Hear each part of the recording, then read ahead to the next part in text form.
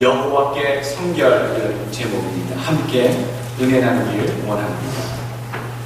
인간이 살아가는데 세 가지가 있다라고 얘기할 때 보통 의식주를 얘기합니다. 의는 옷 입는 것이고요. 식은 먹는 것에 대한 이야기고요. 주는요, 사람이 사는 주거에 대한 집에 대한 이야기입니다. 이 세 가지 요소가 잘 갖춰져 있느냐, 얼마나 편안하게 구비되어 있느냐에 따라 삶의 질이 한가름다기도 합니다. 이 의식주 가운데 또 가장 먼저 등장하는 것이 입는 것에 대한, 옷에 대한 이야기입니다. 여러분, 옷은 우리 인간에게 어떤 기능을 하는 것입니까? 어떤 이유 때문에 우리는 옷을 입고 다닙니까? 창피하니까요. 벗고 다닐 수는 없잖아요. 추우니까요. 입어야지. 또 몸에 상처나니까 보호하려고 입고 다니지. 여러 가지 옷을 입는 이유가 있습니다만, 옷을 입는 가장 근본적인 이유는 몸을 보호하기 위함이다. 우리가 상식적인 답을 갈 수가 있습니다. 외부의 냉기나 또 햇빛이나 바람이나 또는 인간이 가질 수 있는 수치심을 방지하기 위해서 우리는 옷을 입습니다. 또 어떤 분들은 그렇게 말씀하시더라고요. 요즘 옷을 누가 그렇게 입나요? 옷은 자기 표현입니다. 세상을 향한 자기 나름대로의 삶의 표현의 한 부분이 옷을 입는 것이죠 라고 얘기하시는 분도 왔습니다. 그렇게 말씀하시는 분들은 옷이 날개다라는 그런 속담을 가장 좋아하시겠지요. 옷이 단순히 인간을 보호하는 어떤 기능으로서 뿐만 아니라 이제는 자기 자신을 표현하는 그런 역할로서도 필요한 그런 것이다 라고 하는 표현이겠습니다. 유니폼, 옷, 여러 가지를 생각할 때 여러분 유니폼에 대해서 한번 좀 더 생각해 보기 원합니다. 이 옷도 참 여러 가지 종류가 있습니다만 어떤 옷을 입느냐에 따라 사람이 그 행동과 그 습성과 태도가 달라진다는 것 여러분 혹시 알고 계십니까? 똑같은 사람인데도요. 추리닝과 간편한 옷을 입고 있을 때와 정말 정장, 드레스업을 딱 하고 어떤 곳에 있을 때의 자기 모습을 한번 생각해 보십시오. 많은 학자들이 이렇게 얘기합니다. 옷은 그 입은 자의 역할 행동을 강화시키거나 분명하게 해주는 그런 기능이 있다라는 얘기를 해줍니다. 옷을 입었을 때에 무엇을 어떻게 해야 하는지를 분명히 일러주는 역할이 바로 옷이 가지고 있는 또 하나의 기능이다라는 얘기지요. 경찰관이 사복이 아니라 경찰관 제복을 입고 있을 때 경찰관의 그 직무가 가장 잘 느껴지고 그 행동을 기대할 수 있습니다. 소방관이나 군인도 마찬가지겠지요. 사복을 입고 있을 때와 또 제복을 입고 있을 때 정말 다르게 느껴지는 것. 또 묘한 게 있습니다. 같은 옷인데도요. 그 옷의 모양이 약간만 다를 뿐인데도 다른 뉘앙스와 기대를 갖게 하는 옷들도 있습니다. 이발소에 가게 되면 이발사 아저씨들이 입고 있는 하얀 가운, 그것을 볼 때의 그 느낌인가요? 병원에 갔을 때 의사 선생님이 청진기를 메고 있는 그 하얀 가운, 똑같이 하얀 가운, 웃기죠? 웃으시는 분이 계시는데, 하얀 가운을 입고 있는데 한 분은 푸근하고 기분이 좋고 머리를 만지면 졸음이 오고요. 한 분은 청진기를 갖고 나에게 오셔서 나를 돌봐주시는데 긴장이 됩니다. 똑같이 하얀 가운을 입고 나를 위해 돌봐주시는 그런 서비스를 해주시는 업에 종사하시는 그런 분들이 입고 있는 옷인데 똑같은 하얀 가운인데 우리가 또 달리 느껴지는 것은 무엇일까요? 그 이유는 과연 무엇일까요? 그분들이 같은 옷을 입고 있지만 분명 다른 행동과 다른 일들을 하고 계시다는 것을 우리 스스로가 인지하고 있기 때문이지 않을까라는 생각을 해보게 됩니다. 여러분 항공모함 아십니까? 항공모함에 보게 되면 몇천 명이 탑니다. 5천 명이 타기도 하고요. 요즘은 첨단 기계가 발달이 돼서 점점 그 승무원들이 줄어들고 있습니다만 보통 항공 갑판 위에서 배 말고 승무원 말고 항공 갑판, 즉 비행기들을 뜨고 내리게 하는 그런 일에 종사하는 사람들만 보통 2,000명 정도 항공모함에 올라탑니다. 물론 미국에서 운영하는 항공모함이겠죠. 그 올라타는 갑판 위의 사람들을 보게 되면 다 똑같이 유니폼을 입고 있습니다. 똑같이 갑판 위에서는 안전을 위해서 헬멧을 쓰고 있고요. 똑같이 무선장치들을 다 하고 있고요. 똑같이 장갑과 다 군복을 입고 있는 듯 하지만 색깔이 다 다릅니다. 노란색 텔레토비처럼 돌아다니는 사람도 있고요. 초록색 텔레토비처럼 왔다 갔다 하는 사람도 있고, 청색이 있고 붉은색이 있습니다. 무엇의 차이를 아십니까? 똑같은 옷을 입고 똑같은 제목이고 똑같은 해군 요원 승무원들인데 색깔에 따라 저 사람들의 기능이 한눈에 확인되어지는 것이라는 얘기죠. 노란색을 입고 다니는 사람들은 안전요원들입니다. 비행기를 안전하게 활주로에 갖다 올려놓거나 또는 활주로에서 내려오거나 그것을 유도하는 그런 안전요원들이고요. 빨간색은 무기를 장착하는 요원들입니다. 항상 폭탄을 비행기에 달고 내리게 하는 그런 사람들이고요. 또 녹색은 거기서 또 운행을 관리하는 그런 일들을 하는 그런 요원들이 각기 다른 역할을 같은 유니폼인데 색깔만 다른 것을 입었을 뿐인데도 다른 행동들과 역할이 주어진다라는 것입니다. 제일 제가 신기한 것은요, 같은 군인인데 현역일 때 군복을 입었을 때랑 왜 예비 군복을 입었을 때랑 다를까에 대해서 생각을 해봤습니다. 남자분들 공감하십니까? 몇 분 안 되신 것 같은데, 똑같이 군복을 입으면 군기가 들고 군인 정신이 충만하여서 절도 있고 패기가 넘치고 어떤 그런 군인으로서의 그런 행동 양식이 기대되고 정말로 그런 행동들이 군인은 복을 입은, 군 제복을 입은 사람들에게 나옵니다. 보통 사병들 말고 더 장교나 계급장까지 더 높은 것들이 달려있으면 그렇게 보이겠지요. 그런데 묘한 것은요, 똑같은 군인인데 제대를 하고 나서 다시 군복을 입혀서 예비 군복이라고 하는 그 마크를 다시 달면 예전에 1병이나 2병이나 자기가 계급장을 갖고 군 생활을 했을 때와는 다르게 절도도 없고요, 군기도 빠지고요, 흐느적거리고요, 분명히 앞에서 지도하고 명령하는데요, 막 반말로 천천히 좀 합시다, 쉬었다 하지 막 이러고 흐느흐느 거리는 모습. 같은 제복을 입었는데도 이렇게 다를까? 무엇의 차이일까? 오늘 말씀을 준비하면서 사람이 그 입는 옷에 따라 행동들이 결정되거나 그 행동들이 나오게 되는데, 똑같은 군복인데 왜 현역일 때는 또 다르고 또 예비 군복일 때 다를까? 다른 게 있구나. 달려있는 마크가 다릅니다. 현역의 그 군인 계급장이 아니라 나는 이제 제대한 군인, 군기 빠진 군인이라고 인정해주는 예비군 마크가 달려있어서 예비군 훈련만 가면, 여러분 신학생들도 좀 다를 것 같습니까? 목사님들도 좀 달라질 것 같습니까? 제가 목사님들 흉보는 건 아닙니다만 목사님들이나 신학생들이랑 똑같습니다. 일반 우리 집사님들이나 아니신 분들이랑 똑같습니다.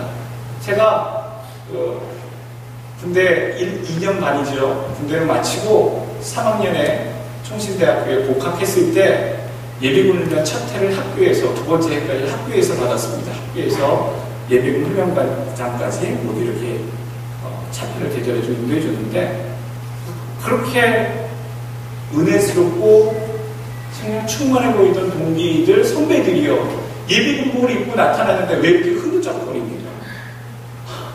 그리고 예비군 훈련장에 가서도 똑같이 신학생이고 어떻게 좀 전도사님이고 다들 그런데, 그렇다면 예비군 훈련장에 가서도 뭔가 모범을 보이고 굉장히 열심히 하고 성실하게 훈련도 하고 막 뛰어다니고 그럴 것 같은데, 그 분위기라는 게 참 묘하더라고요.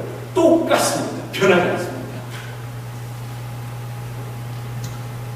옷이 사람을 만드는구나, 이런 생각을 많이 해보게 됩니다. 오늘 옷에 대한 이야기를 먼저 드리는 것은요, 우리가 어떤 옷을 입고 있느냐에 따라서 우리의 행동이 바뀐다라는 얘기를 먼저 강력하게 주장하고 싶어서입니다. 장소와 때에 따라, 목적에 따라 우리들은 옷을 받고 입습니다만, 우리들이 늘 우리의 삶 속에 걸치고 있어야 되는 그런 옷이 있다는 얘기입니다.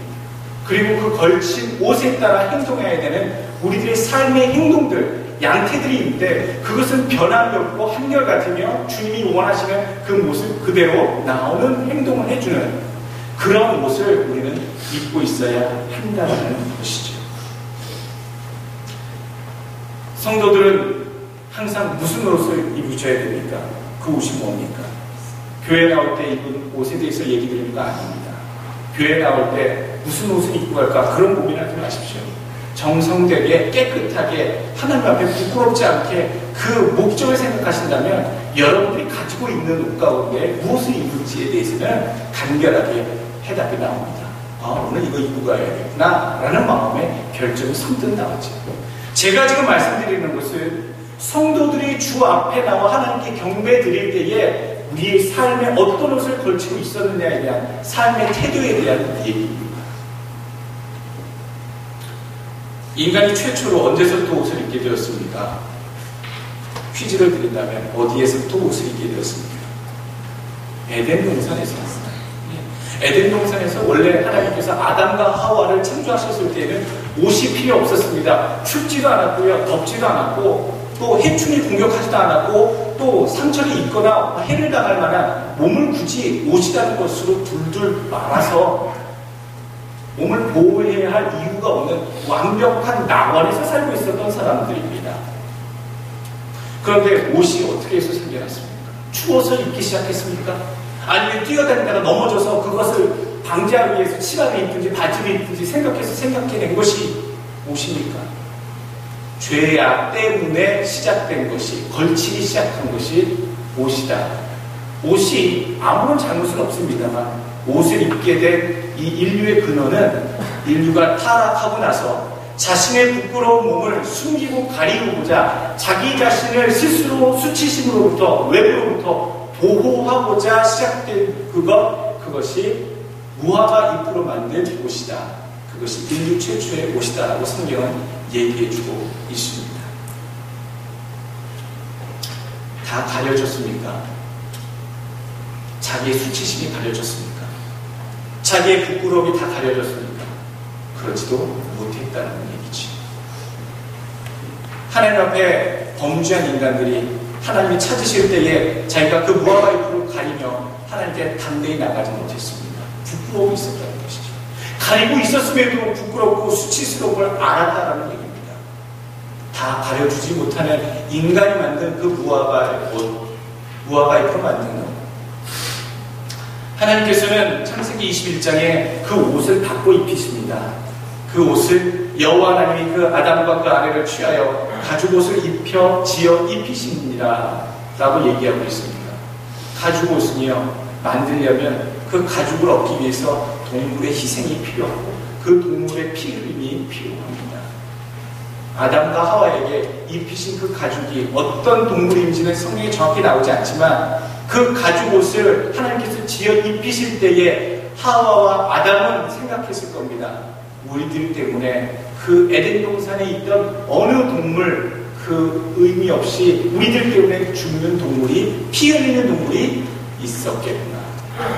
그것으로 우리들을 덮으셨구나, 입히셨구나 라고 하는 그런 각성들이 아담과 하와가 옷을 입을 때마다 있었을 것이라는 것이죠. 무엇을 얘기합니까? 우리 인간들은요, 스스로의 부끄러운 것과 잘못된 것들을 가리우기 위해서 옷을 만들어 지어 입었지만 아무도 그것을 가리울 수 있는 사람, 자기의 부끄러움과 범죄를 숨길 수 있는 사람은 이 세상에 존재하지 않다는 얘기입니다.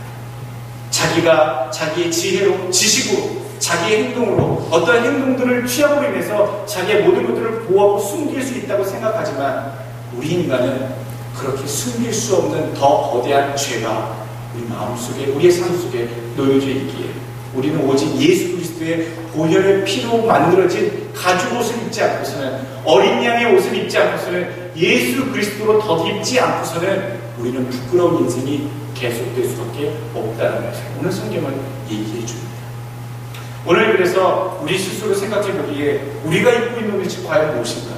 나는 다른 사람들에게 포장하기 위해서 내 학식으로 내 삶을 포장하는가? 내가 알고 있는 재산으로, 지식으로, 지혜로, 내가 가지고 있는 지식과 재산으로 내 삶을 포장하고 가리고 있는가? 내가 부끄러운 것들을 숨기고 있는가? 여러분들, 우리를 덮어주고, 우리를 보호해주고, 우리를 인정해줄 수 있는 것은 오직 예수 그리스도 어린 양의 피, 그 피 흘림으로 말미암은 그리스도의 옷밖에는 없다는 것을 이 시간에 여러분 아시고요. 예수 그리스도의 은혜로 여러분들의 삶이 그 은혜를 덧입는 삶이 되시길 주의 이름으로 축원합니다. 영적으로 벌거벗고 사는 사람들이 굉장히 많습니다.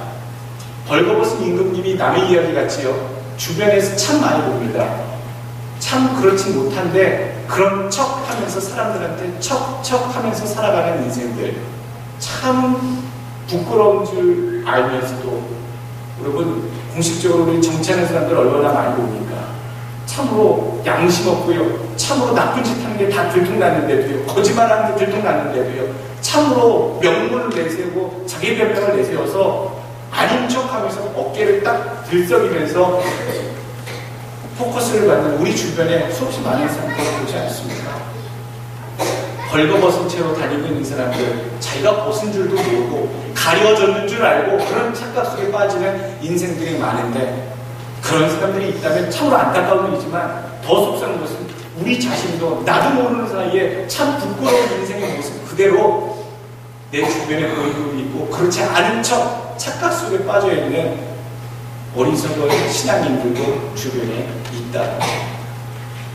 여러분, 그리스도의 옷을 다시 한번 확인하고 입으시고요, 그 행위로 우리의 고결한 삶을 하나님께 세상에게 증거하시길 주 이름으로 축원합니다. 제사장의 이야기입니다. 제사장의 옷에 대한 이야기죠. 22절에 보게 되면 에봇이라고 표현되어 있습니다.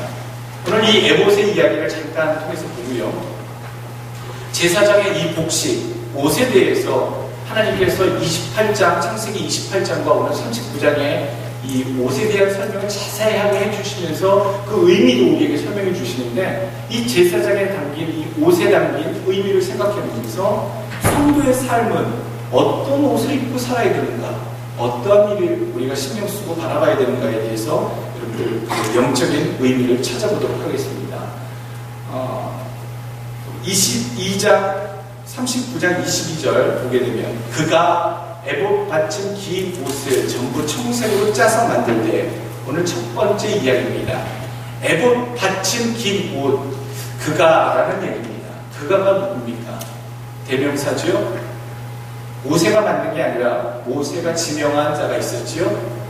부살렐과 오홀리압이라고 하는 자입니다. 출애굽기 36장 2절에 보게 되면, 모세가 부살렐과 오홀리압과 및 마음이 지혜로운 사람, 그 마음에 여호와께로 지혜를 얻고 와서 그 일을 하려고 마음에 원하는 자를 부르매, 부살렐과 오홀리압뿐만 아니라 자진해서 내가 하나님의 성물을 직접 한번 만들겠습니다, 하나님의 지혜로 제가 헌신해서 수고하겠습니다 하니까 많은 사람들이 제사장이 쓸 물건과 성전에서 쓰일 모든 기념들, 그런 성물들을 만들었다는 얘기지요. 오늘 그 중에 한 명, 그가 그 부르심을 받아 하나님의 귀한 것들을 만드는 사람 중에 한 명이 드디어 오늘 부살렐과 오홀리압이겠지요. 긴 옷, 청색으로 만든 긴 옷을 짭니다. 그 앞부분에는 에봇에 대한 전반적인 이야기를 또 해주고 있죠. 집사님, 오늘 뒤에 그림 좀 보여주시길 바라겠습니다. 오늘 제사장들이 입고 있는 옷에 대해서 잠깐 설명하기 위해서 이 제사장이 입고 있는 옷에 대해서 그림을 준비했습니다. 여러분 보시지요. 보시게 되면, 자, 세 부분으로 나뉘어져 있습니다. 속에 받쳐입은 옷이 흰 세마포 속옷입니다. 드레스같이 입었지요. 그리고 그 위에 걸친 것이 뭡니까? 청색으로 만든 긴 옷. 지금 22절에 나옵니다. 에봇에 받쳐있는 그 긴 청색 옷, 그것이 가운데 젖어 있고요. 그 다음에 에봇이라고 하는 가슴 부분과 앞에 달리는 것들, 그것이 에봇이라고 하는 부분입니다. 그래서 전체를 다 에봇이라고 하기도 하는데요, 특별히 가슴 윗부분에 있는 걸 흉패라고 얘기하고요. 이 제사장이 그 오른쪽 손에는 향단을 갖고 들고 있고요. 또 머리에는 하얗게 관을 쓰고 있는데 천으로 만든, 세마포로 만든 관입니다. 그리고 그 관 이마에는 여호와께 성결이라고 하는 금으로 만든 패를 이렇게 가운데 관 앞에 붙였다라고 오늘 성경은 얘기해주고 있죠. 이런 전체적인 제사장의 모습을 보면서 오늘 그 각 부분들이 어떠한 의미를 담고서 하나님이 그것을 지어 입으라고 하셨는지, 그러면서 그것을 입을 때마다 또 보는 백성들이 그것을 볼 때마다 어떤 의미를 저들이 깨달으시기를 원하셨는지에 대해서 잠깐 설명을 하겠습니다. 에봇에 대해서 설명을 하는데요, 저렇게 그 제사장의 가슴에 보게 되면 12개의 보석들이 박혀 있습니다. 야, 제사장이라고 굉장히 위험스럽게 존엄하게 하기 위해서 저렇게 했나보다라고 했는데, 지금 나오는 그림을 보게 되면 제사장의 가운데 있는 그 흉패에 대해서 나오고 있습니다. 제사장의 옷을 보게 되면 하나님께서 단 2가지를 백성들과 제사장에게 말씀하고 계십니다. 12지파를 상징하는 대표성과 또 그 대표성으로 인정되는 12지파에 대한 거룩성에 대한 강조를 제사장의 이 입는 복식에서 하나님은 얘기하고 계시다는 겁니다. 여기 이렇게 갈고리처럼 되어 있는 것은 제사장 어깨에 걸쳐 있는 끈입니다. 견대, 어깨에 거는 끈이지요. 그것이 28장에는 자세하게 설명되어 있는데 28장에 보게 되면 그 견대에 6개씩 그 보석을 또 박았어요. 보석을 받고 그 보석에 뭐라고 적었냐면 이스라엘의 12 아들들의 이름들을 적었고요. 그 가운데 이제 보시게 되면 네모 앞에 판을 짰는데 그 네모난 판을 흉패라고 그랬는데 그 흉패도 보석을 3개씩 4줄로 위에서 4번째 줄까지 12개의 흉패에 보석을 박았는데 그 보석들을 12지파를 각각 상징하는 흉패의 모양대로 그렇게 박아 놨다는 것이죠. 그리고요, 이 12지파가 그냥 순서대로 놓인 게 아니라 이스라엘 백성들이 홍해를 건너 이 가나안 땅으로 건너기까지 광야에서 하나님의 말씀을 여호와의 궤를 붙들고 행진할 때에 12지파가 다 진영이 정해져 있었는데 하나님의 여호와의 궤를 앞에 모시고 행진할 때에 놓여져 있는 순서대로 이 제사장의 흉패의 순서대로 박혀져 있다는 겁니다. 그러니까 그 제사장이 제사를 드리러 하나님 전에 올라가서 있을 때마다 또 나올 때마다 백성들이 그 흉패를 보며 우리의 모습, 우리 12지파의 그 위치와 정체성에 대해서 백성들을 보고 늘 확인했다라는 얘기입니다. 또 지금 여기는 안 보입니다만 여러분 그 12개 여러분 보입니까? 12개의 보석 바로 위에 보게 되면 우림과 둠림이라고 하는 흰색 보석과 검은색 보석이 있습니다.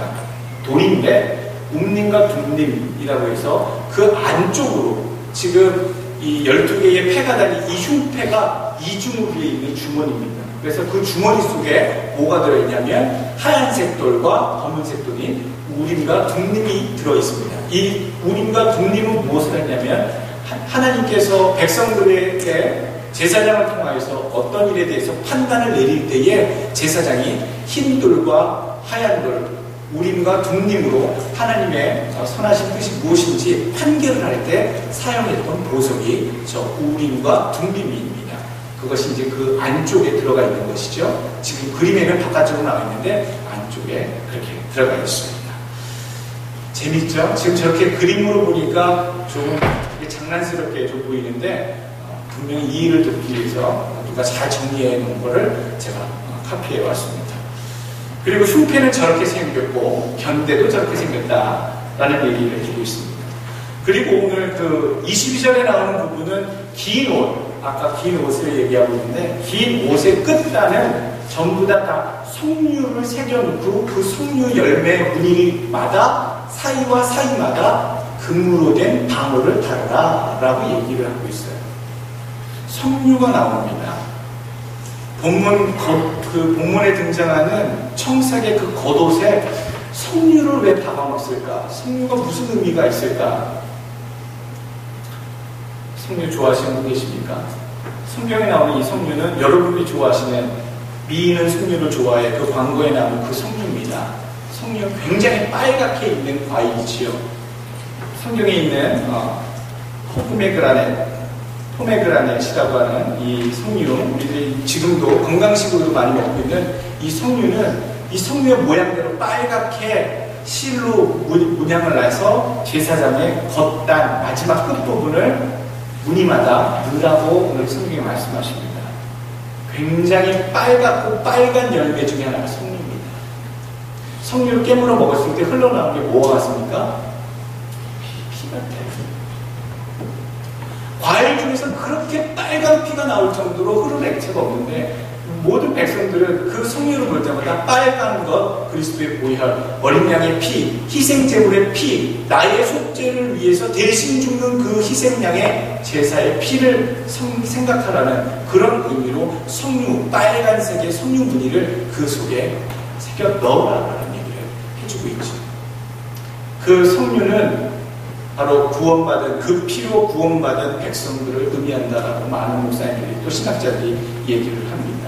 그 석류를 볼 때마다 끝단에 있는 석류들은 그 사이사이에 방울이 달려있어서 방울 소리에 의해서 각성되어진다는 얘기입니다.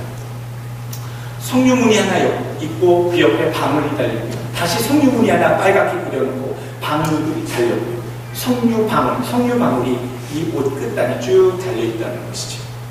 방울은 그럼 왜 달았을까요? 옷에 소리가 나게 하려고 방울은 달았겠죠.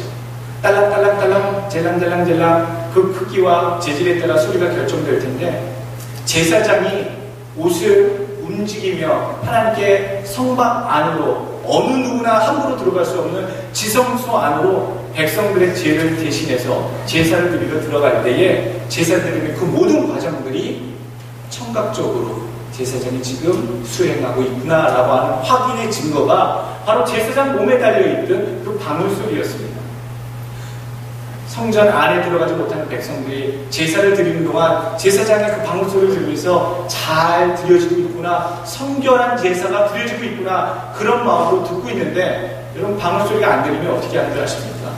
죽었구나. 우리 제사장이 하나님께 무엇인가 부정한 것이 있어서 하나님이 저 제사를 받지 아니하시는구나, 뭔가 잘못된 것이 있구나, 사고가 났구나. 그리고 나서요 긴 장대를 준비해서 텐트, 성막으로 되어 있는 이 텐트 그 틈 사이로 긴 장대, 갈고리 달린 장대를 집어넣어서 끄집어냅니다. 계속 쑤시다가 무엇이 걸리죠? 제사장에 쓰러져 있는 옷이 걸리면 그 옷을 끌어당겨서 제사장은 성막 밖으로 끌어내서 그 제사장의 시체를 처리했다고 얘기합니다. 무엇이 문제였습니까? 방울소리가 들리지 않는다는 것 자체는 제사장이 하나님께 어떠한 삶? 성결한 삶을 살지 못했다라는 증거이다. 부정했다라는 증거이고, 그런 자격 없는 자가 백성들을 대신해서 하나님께 나와 예배 드리는 것, 제사 드리는 것 하나님이 받지 않으시겠다라고 하는 진노의 그 결과로 제사장이 지성소에서 죽게 되는 불상사를 경험하게 됐다는 것. 실제로 수없이 많은 그런 제사장들이 불순하게 제물을 드리다가 죽게 되는 경우가 있었다라고 전해져 오고 있습니다. 방울소리가 들리게 해야 된다는 얘기입니다. 일부러 우리가 흔들려서 들리는 게 아니라 들릴 수 있도록, 내가 살 수 있도록 방울소리가 계속 들리게 하려면 그 방울과 방울소리 사이에 있는 이 석류같이 상징되어진 그리스도의 구원을 받은 백성들은요 방울소리의 그 각성의 소리를 매일 들으셔야 됩니다. 그 소리가 안 들리신다면 이미 죽었다는 것이죠. 여러분, 우리 주변에, 우리 귀에 어떠한 소리에 대해서 여러분 들으십니까? 여러 잔소리도 있고 쓸데없는 소리도 있고 유혹의 소리도 있는데 꼭 들으셔야 될 것은 하나님의 소리를 들으셔야 되고요, 하나님의 소리를 내셔야 됩니다. 그것이 내 영이 깨어있다라고 하는 각성의 증거고요, 하나님께 성결함을 유지하고 있다고 하는 증거가 되기 때문에 여러분, 오늘 제사장이 입고 있는 이 복식에 대한 이야기를 들으면서도 내 삶에 늘 하나님의 말씀에 깨어있는 각성하는 그런 신앙이 되어야겠다라고 하는 그런 여러분들의 다짐이 있기를 주의 이름으로 부탁드립니다. 오늘 보시게 되면 한 번 더 보여주시죠. 제사장의 옷 가운데 청색 옷 맨 안으로 입는 옷이 하얀색 세마포 옷이라고 되어 있습니다. 28절에 나오죠. 세마포로 두건도 짓고 세마포로 빛난 관도 만들고 또 세마포 고이들을 만들고 그렇게 나오는데, 이 속옷과 관은 허리에서부터 넓적다리까지, 세마포 고이는 허리에서부터 넓적다리까지 걸치는 옷입니다. 그래서 하체를 가리라라고 하나님 입게 하신 그런 옷입니다. 하나님께서는 자신을 숨길 때에 부정한 한치를 드러내지 않도록 그렇게 부정하게 드러내게 되는 자마다 죽게 되는데 그러한 일이 없도록 그것을 입으시라고 하나님께서 지정하셨다는 얘기입니다. 출애굽기 28장에 나와 있습니다. 거룩함을 유지해야 하는 제사장은요, 부정한 본성과 욕정에 이끌려 죄를 짓게 되면 거룩한 사업을 할 수 없습니다. 제사장은 거룩한 생각을 품어야 되고 매사에 거룩한 행동을 해야 합니다. 관과 구건, 고의, 속옷, 띠 등은 제사장들이 악한 충동과 더러운 생각으로부터 절제할 수 있도록 도와주는 의복을 상징합니다. 특히 관에는 여호와의 성결이라고 승패를 여러분 아까 달아붙인다라고 했는데 그것을 달아붙이고 많은 사람들에게 스스로 보이고 스스로 그것을 인식하고 이래서 나는 항상 하나님 앞에 서야 할 거룩한 백성이다, 거룩한 제사장이다 라고 스스로 각성했다는 얘기입니다. 여러분들 오늘 제사장이 입고 있는 이 에봇, 복식에 대해서 이야기를 하면서 적용점을 한 가지씩 또 찾아보려고 합니다. 첫 번째, 이 제사장의 이야기, 오늘 여호와께 성결이라고 하는 말씀의 제목으로 은혜를 받기 전에 전제할 것이 있지요. 바로 저것은 제사장의 이야기가 아니라 우리들의 이야기라는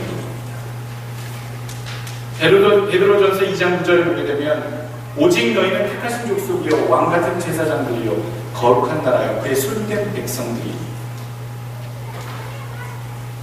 이 본문이 보면서 출애굽기 28장이나 출애굽기 29장의 내용이 똑같습니다만 이 두 본문을 보게 되면서 야, 성직자들은 이렇게 살아야 되는데 이렇게 사시나라고 성직자들만 생각하시게 될 텐데 조금 죄송스러운 말씀입니다만 이것은 제사장들만 얘기하는 게 아니라 성직자들만 얘기하는 것이 아니라 우리 모든 믿는 자들에 대해서 말씀하시고 계신 하나님의 교훈이라는 겁니다. 여러분들 이 세상에 목사가 제사장입니까? 목사만 제사장입니까? 라고 물는다면 틀린 얘기입니다. 목사만 제사장이 아니라 모든 자가 다 하나님 부르신 왕같은 제사장이다. 오늘 성경은 얘기해주고 있습니다. 구약시대 이전까지는 제사장이라는 직분이 다른 사람의 죄까지 수고해서 같이 하나님께 사죄하는 용서를 비는 그런 일을 도맡아했던 것이 제사장이라면 예수님이 오신 이후로 이 땅에 있는 모든 것들을 폐하신 율법을 폐하신 이후 지성소의 막을 폐하신 이후로는 하나님께로 나아가는 모든 것들이 다 거침없이 그리스도의 보혈의 피로 십자가를 열렸기 때문에 여러분들 기도하는 자마다 아버지 이름을 부르는 자마다 다 제사장처럼 하나님께 직접 구하실 수 있고 나아가실 수 있게 되었다는 것. 그래서 성경은 우리에게 얘기하십니다.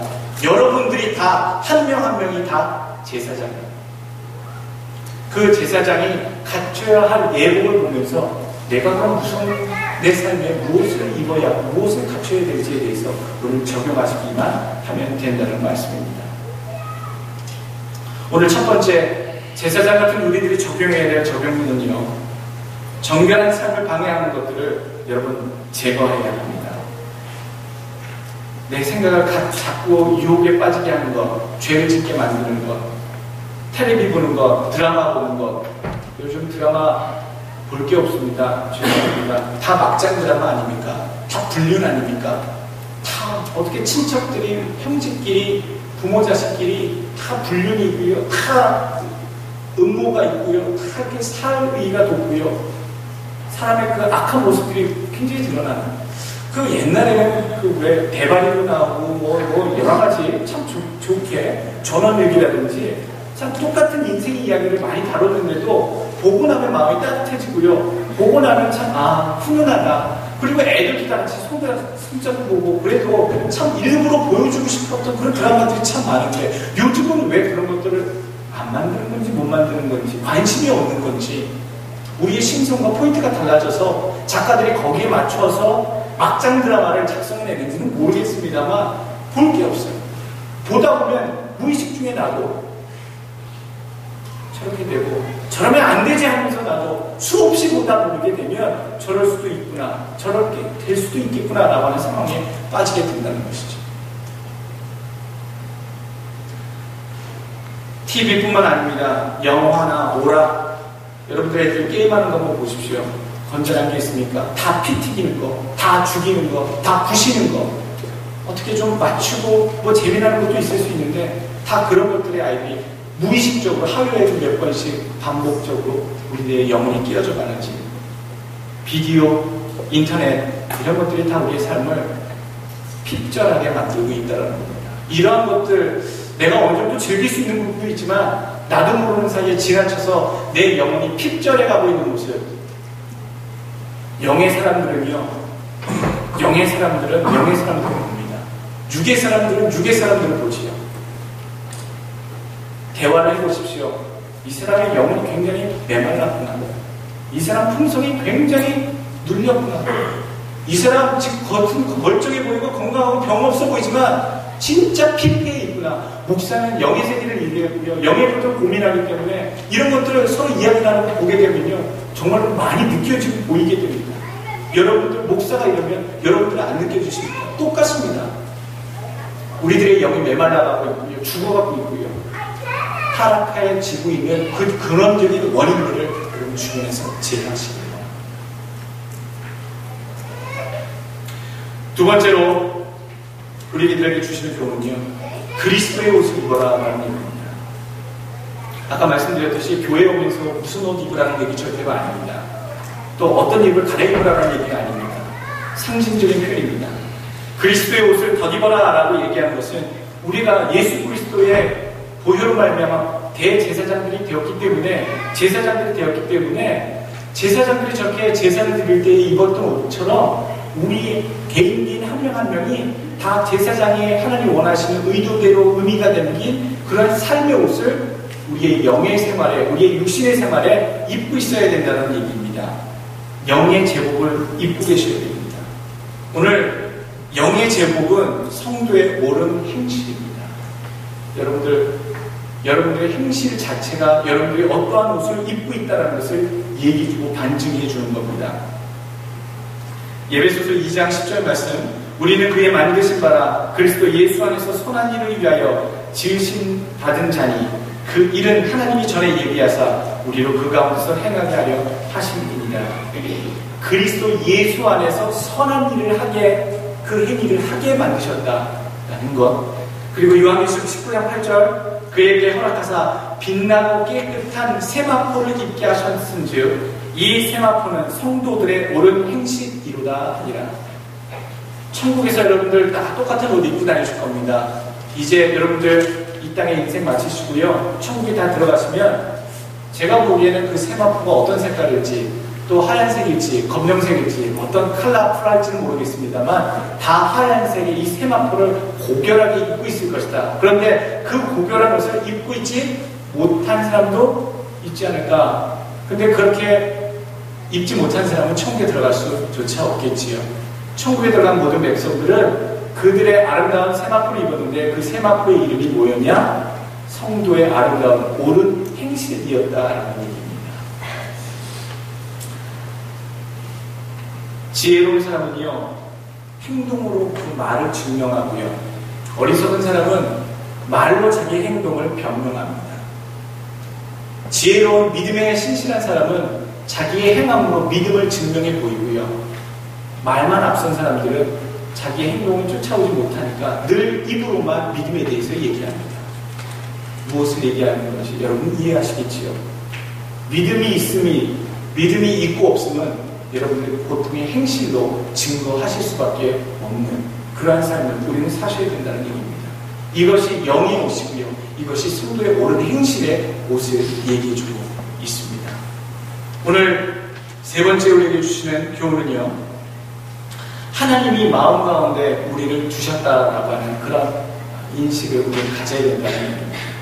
가슴 흉패에, 제사장의 그 가슴 흉패 생각할 때에 가슴 가운데에 두었다는 거예요. 12지파를 가장 가운데에 두어서 가장 존귀한 곳에 달고 다녔다는 것. 그 말씀을 통해서 우리 엘센트로 교회를 생각해 봅니다. 저에게 이 교회를 보내실 때에 깨닫게 하셨던 것, 엘센트로 하나님의 마음 중심에 이 교회를 두었다라고 깨닫게 하셨던 그 깨달음이 이 가슴 흉패에 달린 12개의 보석, 이스라엘 백성들을 것과 오버랩되었습니다. 여러분들은 그냥 이 땅에 와서 그냥 살다가 그냥 사라지실 그런 변변치 않은 인생들이 절대로 아닙니다. 하나님이 마음에 품고 이 엘스미트로 교회를 가운데 중심에 두신 교회의 교인인 것을 여러분 믿으시길 바라겠습니다. 또 네 번째로 우리에게 주시는 교훈은요, 하나님이 명하신 대로 행하라. 명하신 그대로, 한치의 지나침도 없이, 한치의 모자람도 없이 그대로 행할 것에 대한 우리의 각오가 있어야 된다. 26절과 29절과 31절에 공통적인 표현이 하나 나옵니다. 모세에게 명하신 대로 행하였더라. 29절에 모세에게 명하신 대로 행하였더라. 31절 모세에게 명하신 대로 하였더라. 이렇게 세 번 연속으로 나오지요. 28장과 39장이 출애굽기 내용이 똑같습니다. 그래서 신학교 때 공부할 때 이거 내용이 똑같은데 왜 반복됐지? 라고 궁금했었는데 여러분 그 이유 아십니까? 28장에 있는 이 예복에 대한 하나님의 가르치심은 하나님의 지시였고요. 39장에 나와 있는 것은 하나님의 28장에 백성들에게 모세에게 명하신 그 지시대로 39장에 그대로 행하였다라고 하는 이행된 부분에 대해서 반복적으로 표현해 주는 게 39장의 내용입니다. 그러니까 28장에 하나님께서 성전의 기물들과 제사장들의 옷을 너희가 이렇게 지어라 라고 명령하셨을 때 39장에 그것을 그대로 한치의 오차 없이 행하였다라고 하는 그 내용을 출애굽기 내용이 끝나는 그 마지막 부분에 39장의 오늘 본문에 기록해주고 있다는 것이죠. 하나님의 지시에 따른 순종이 있는 삶입니다. 다 따라해야 되는 삶입니다. 요것만 따라하고 저것을 따라하지 않아요. 이것은 이 정도면 됐다, 이것을 지나치다 라고 따라하는 것이 아니라 하나님이 명령하신 그대로 내 삶에 이루어질 수 있도록 여러분 수고하십시오. 애쓰십시오. 부살렐과 오홀리압과 36장 2절에 나온 대로 마음이 지혜로운 사람, 마음에 여호와께로 지혜가 없고 와서 그 일을 하려고 마음에 원하는 모든 자를 부르셨다라고 했는데 하나님 앞에 부르신 모든 여러분들은 하나님이 시키시는 대로 그 일 그대로 다 이루어드리는 하나님의 일꾼 되시길 주의 이름으로 부탁드립니다. 자, 마지막으로 우리에게 주시는 교훈이 여기 있습니다. 30절과 31절 여호와께 순결이라는 단어입니다. 오늘 39장에 보게 되면 여호와께 순결이라고 하는 금으로 새긴 이 플레이트는 새기듯이 인을 새기듯이 새겨서 제사장의 이마에 붙여서 백성들에게 이렇게 보이게끔 다녀라 라고 얘기했는데 여호와께 순결이라고 하는 이 단어가요 나중에는 어디까지 가냐면 스가랴 14장 20절에 보게 되면 그 날에는 말방울까지의 애까지 여호와께 순결이라 기록될 것이다. 여호와의 전에 모든 숫이 제단 앞 주발과 다름이 없을 것이니 라고 하는 말씀이 나옵니다. 지금 이거 이스라엘 구약의 역사의 처음 부분입니다. 그런데 오늘 말씀하는 스가랴 이 부분은요 마지막 유대와 이스라엘이 멸망에 대해서 치닫고 있는 상황에 이스라엘에 대해서 유다에 대해서 스가랴 선지자가 예언을 선포하는 내용이죠. 그 날에 주님이 오시는 그 날에 백성들의 삶에는 제사장만 가지고 있었던 여호와께 성결이라고 하는 패를 여기에 달고만 가는 것이 아니라 모든 백성들의 삶 여기저기 완벽한 이런저런 모양의 구석구석에 여호와께 성결이라고 하는 삶의 흔적들이 다 묻어나게 된다라고 하는 표현이 스가랴 14장 20절의 말씀입니다. 하찮게 보이는 말의 그 방울, 말을 묶고 다니는 그 고삐겠죠. 그 고삐에 달려있는 말방울, 그 거기에까지 여호와께 성결이라고 써있는 그 단어가 붙을 정도로 너희들의 백성들의 삶의 이곳저곳에 온 부분에 있어 하나님의 성결한 삶이 배어나오고 드러나도록 하게 될 것이다라는 예언의 얘기죠. 오늘 마지막 교훈이 그래서 이겁니다. 여호와께 성결은 내 삶의 주일날만 예배드리는 시간만 집에서만 내가 아는 사람들에서만, 성도들끼리 안에서만 아니라는 얘기입니다.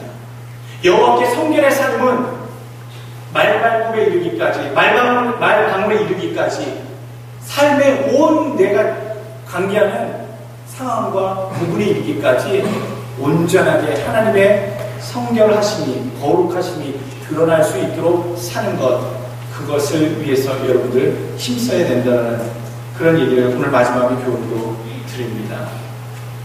여러분,